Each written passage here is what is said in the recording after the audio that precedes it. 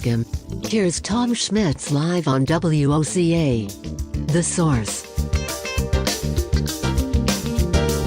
Welcome back on a Wednesday, hump day, or the day after the election, depending on how you want to look at it.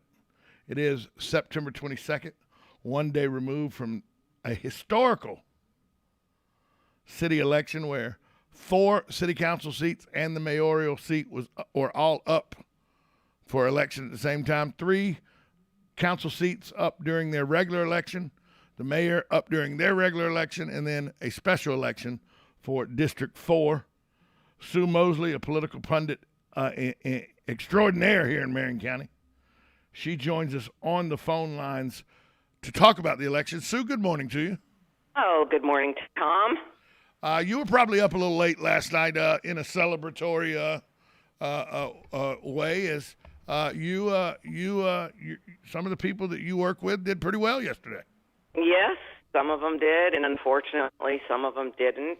But if you remember, and I said it on your show, and I've said it on my show, that the odds of getting everybody we wanted in are always. It doesn't work like that. No, and that's exactly what we saw last night, isn't it? It's like a parlay card that you bet in Vegas. You bet 4 teams to win. If 3 teams win and 1 team loses, you still didn't get everything you wanted. That's what happened last night. But let's talk about let's get the big race out of the way first. Okay. The mayor's race. Even though it's a ceremonial position, except for overseeing the police department, it was the race everybody was geared in on, to the point where I talked to somebody yesterday that said, I was just going, there was, I guess they went to First Baptist was where they did their voting, and they literally told me last night when I saw them at trivia, there were people outside of the voting precinct that were legally where they were supposed to be, that reminded us there's other people running besides Kent Gwynn and Manal Fakori. This person literally told me, I'm just going to go in and vote for mayor and leave. It didn't bother me about the other stuff. I didn't even do enough homework to know about it. Mm-hmm. Yeah, there was a political action committee called the Committee to Improve Marion County, of which I am involved in, that put out just a voter recommendation guide, just a voter advocacy thing, which is legal to do.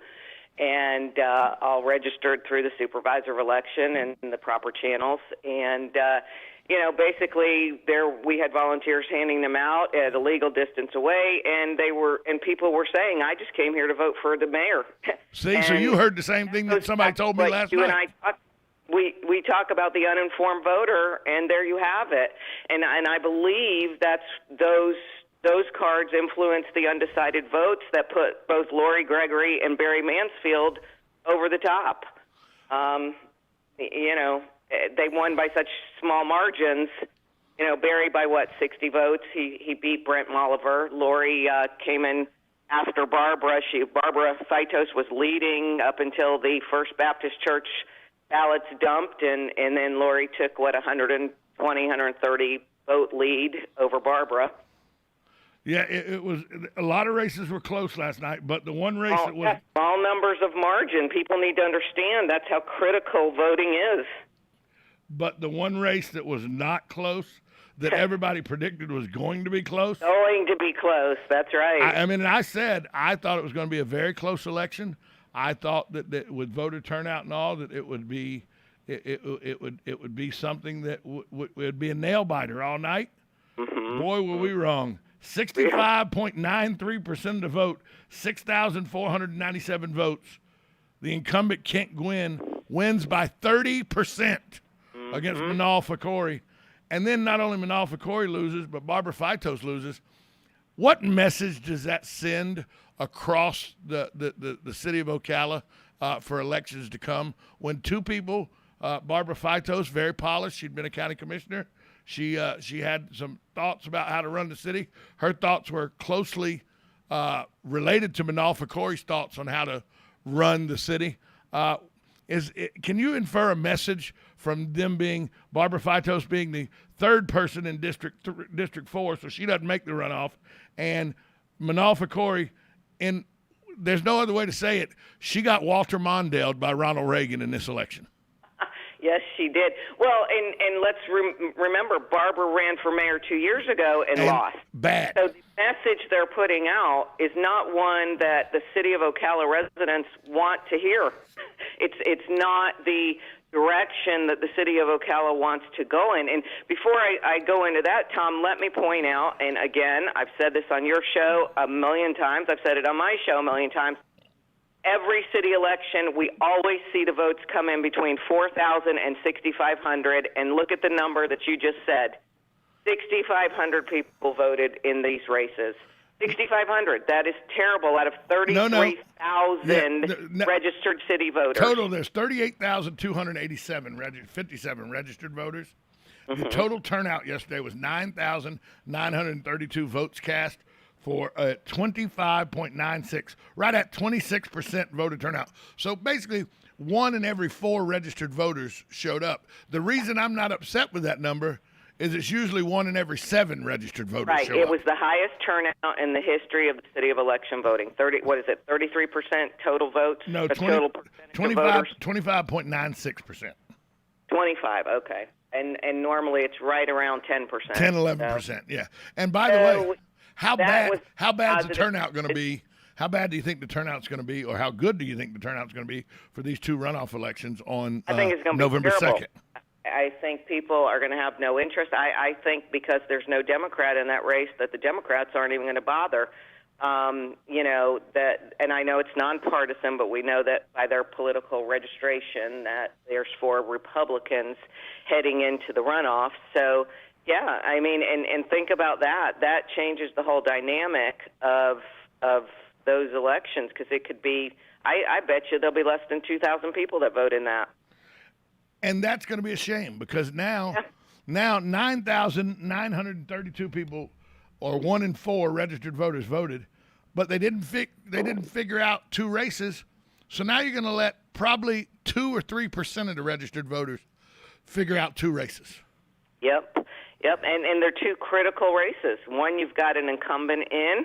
I'm going to say, go out on a limb, that 2 people in 4 may not necessarily be the best fit for city council.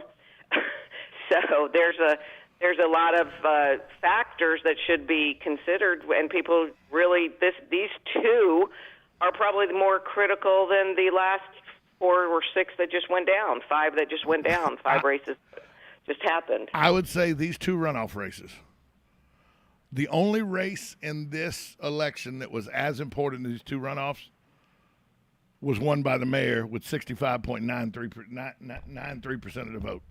Correct. Other than that, these 2 runoff elections, because they have the incumbent Jay Mosley going up against newcomer Ty Schlichter.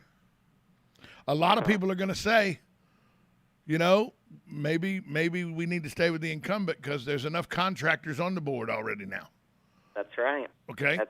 With Barry Mansfield on it, we got enough. We don't need an electrical contractor. Mm-hmm. There'll be people that say that. Also, there'll be people that say, we don't need Jay Mosley.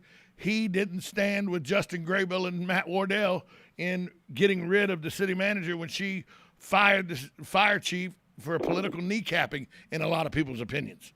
Mm-hmm. A lot of people think that this is a referendum that depending on these runoffs, I've heard from numerous people over the past 10 hours since this happened, numerous people, I've had text messages and phone calls of people going, so these runoffs will decide whether Sandra Wilson keeps her job or not, huh?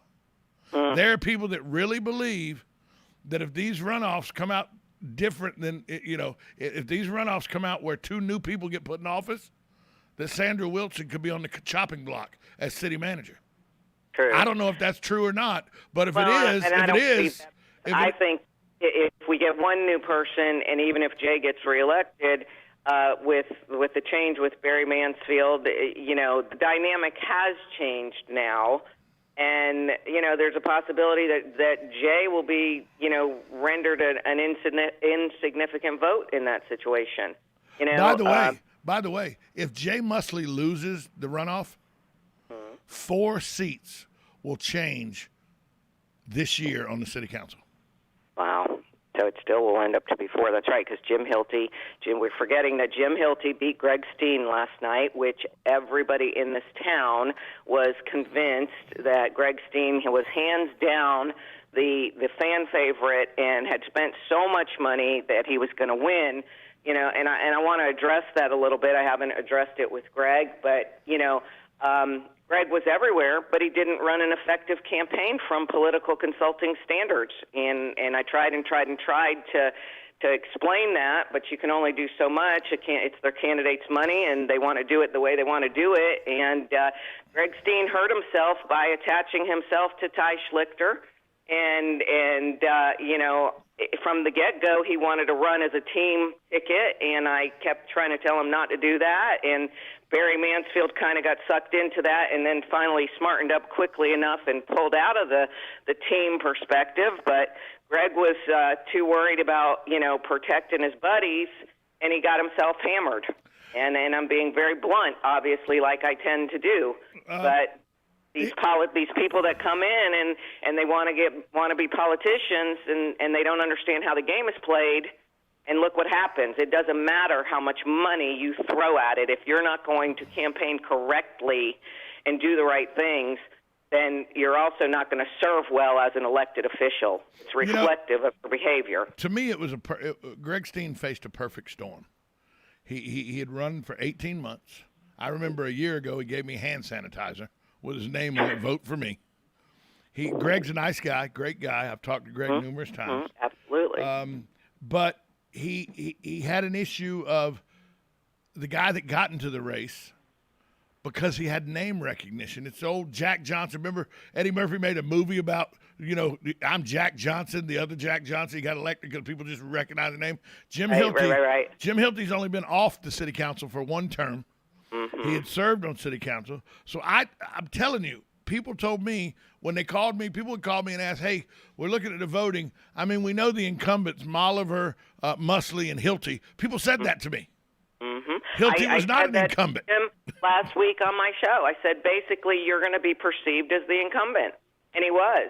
And I said it months ago to several candidates who were, they call for advice, they call for different things, and, everybody hands down, Greg Steen, 3 months ago, Greg Steen's going to win. I was like, listen, if Greg Steen gets a viable candidate, it doesn't matter how long he's been doing this. Yeah, it doesn't matter. He could be doing it for 15 years, but you get, somebody that comes in that may, be the incumbent, or the incumbent comes back out, and you're dead in the water. And it wasn't, he lost by a full percentage point, 50.71 to 49.29. People go, oh, but that was really close. I mean, that's closer than the other runoff elections. All you got to do is get 50% plus one, and you win. And so that's what Jim Hilty did. He got 50% plus 50.71%. He got 4,503 votes to Greg Steen's 4,377 votes. So he lost by 126 votes. Yep.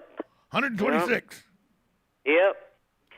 And I'm not gonna beat the horse on the radio, but yeah, those races. Well, and that's been historical too. I mean, I know other candidates in city council races that have just narrowly won by 100 votes, and when it's such low numbers of voters, of course they're going to all be swayed. What Barry Mansfield, like I said, he won by 67 votes? No, Barry Mansfield won by a lot more than that. He won by 5 full percentage points.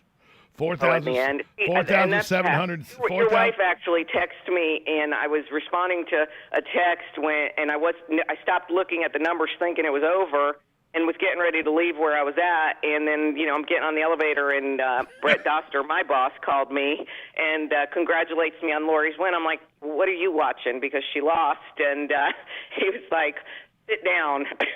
Sit down and open your phone back up and take a look. So I was kind of, and then all hell broke loose. So I was kind of not on my usual mark last night with the end of the results. That last dump, I thought I missed that. So, and then you called. Yeah. Because I was watching it, and you were like, we were texting back and forth, and you were like, this race is over, that race is over. And I go, I don't know. I'd wait till everything come in. And I was surprised at when they did, before they put in the precinct voting, they do the early voting. And that's where, go back to the mayor race, that's where Dr. Fakori, I thought she would do well, was in the mail-in ballots. I thought she would do well in the early voting, and she did do well in the early voting. She just did 100 votes less than the mayor did in early voting. So when I saw the mayor had won the early voting totals, oh, I knew that was done. It was done then. I knew the game was over. Here's the interesting thing, and to be pointed out, we did think she was going to be much closer in the race. She had a lot of support. She raised a lot of money. She was actually running a very, very good grounds campaign. But then what happened on Election Day? The Republicans came out in droves because, we don't like to vote by mail. We like to go in and touch our ballot and put it in the machine ourselves. And the Republicans came out in droves yesterday, and the vote by mail, we had heard rumors that Manal was busing people to the polls, and she had all this organizational stuff that was going to really pull an upset, but they didn't. The Democrats, and I know she's a registered Republican, but we know she courted the Democrats, and the Democrats did not come to the polls yesterday. They voted by mail, a few of them, but not enough. And up till yesterday, if you remember, the percentage of vote by mail ballots that came in was absolutely neck and neck, Republican votes and Democrat votes turn in. I mean, we don't know how they voted, obviously, but that's how they were calculating how they were turned in, by registered voter. Certainly. Party. And once again, I want to applaud that 25.96, 26% of the registered voters voted, which is up about 15% from what it normally is for these elections, but still woefully inadequate of the people that should have voted. Yep. I said earlier in the show, anytime you don't do your civic duty and vote, you slap in the face any man or woman who have sacrificed their lives and their families' lives and all for the pursuit of freedom in this country, starting with Crispus Attucks at the Boston Massacre, all the way through the last service member that has been killed while in combat for freedom. You slap those people in the face when you don't go do the civic duty and vote, because that's what they've died for. They've died for your right to peacefully change governments without coups, without military being involved. That's why we're different than everybody else on the planet. And if you don't take part of that, you're the problem, not the solution. Well, it's all part of the society of disrespect that we now live in. There's no respect for our veterans. There's no respect for our elderly. There's no respect for our unborn children. We raise children to be our friends instead of to respect adults or respect authority. We live in a disposable, disrespectful society, unfortunately. And just what you just said, voting is just such a constitutional, such a right that people everybody should want. It's a duty. Just to the one minor thing that they can do to serve their country, and they just opt not to because they don't think it matters. But then you see races that are decided by 100 people, by basically 50 people, 100 people, and it could change the dynamic of their life. I mean, had Manal won yesterday by 100 votes, look at the catastrophic changes that would have possibly hit Ocala, and quickly. I had some sources that told me if Manal Fakori had won yesterday, that within the next 3 months, you'd have seen retirement papers put in by a lot of people that are eligible for retirement at the Ocala Police Department. Yep. Yeah, I think it would have made a lot of changes within the city structure as a whole, because I think we would have seen a lot of new mandates, different things that keep in mind, you keep saying it's a celebratory or honorary position over the police department, but the mayor also has veto power, yes, and they also can give direction. Yes. They can give direction during a meeting, and council can then put it forward or not. Is it okay now? Is it okay now that the election, the elections for the most part are over? Is it okay now if I reach out to Curtis Jones and try to make him part of this radio program? Is that okay? I think so. I thought he was great. I thought he was. He was Yeah. the most genuine candidate of anybody running. He Yep. told me, I asked him about something about, he goes, Tom, I don't know much about that. I know about the homeless problem because I was homeless and I'm an advocate for the homeless. I know about that. Everything else, I'll just have to learn. But I'm willing to learn and I can go find it out. So, ask me that question in 2 weeks and I'll have an answer for you. I said that same thing on my show. He was the most entertaining and refreshing candidate because of just that. He didn't try to make up answers, and I have said this a lot about I no longer think forums are effective. I'm trying to do like you do on your show to have more conversations with candidates so you see who the person really is and what they represent.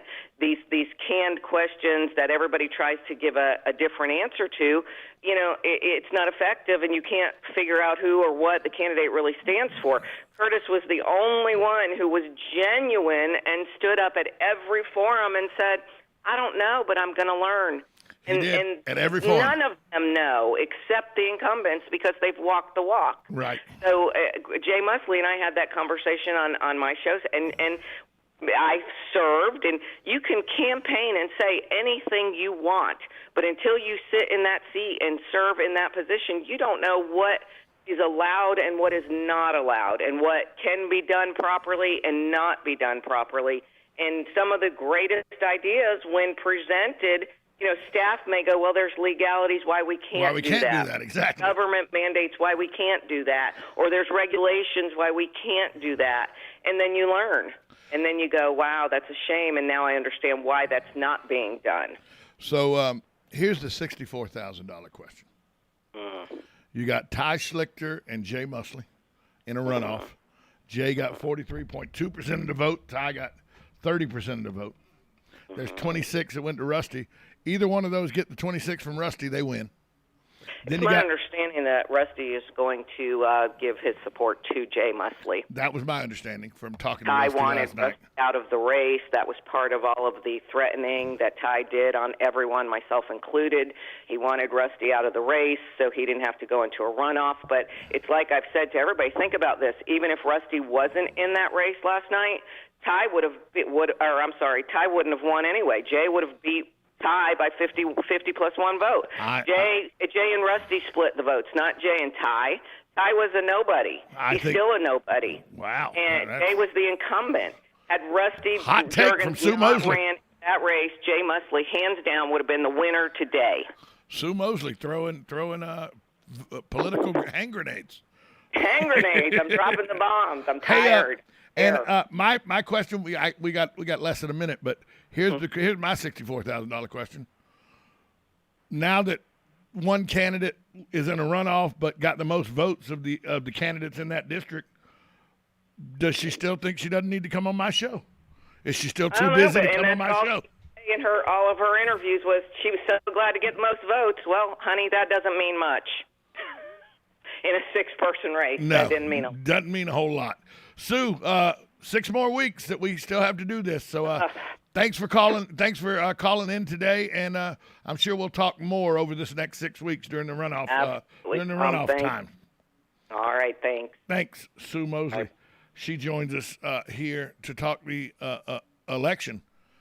John McLeod, former city councilman John McLeod, will be in studio after this timeout. Will you listen to 1370 AM, 96.3 FM? This is WOCA, The Source.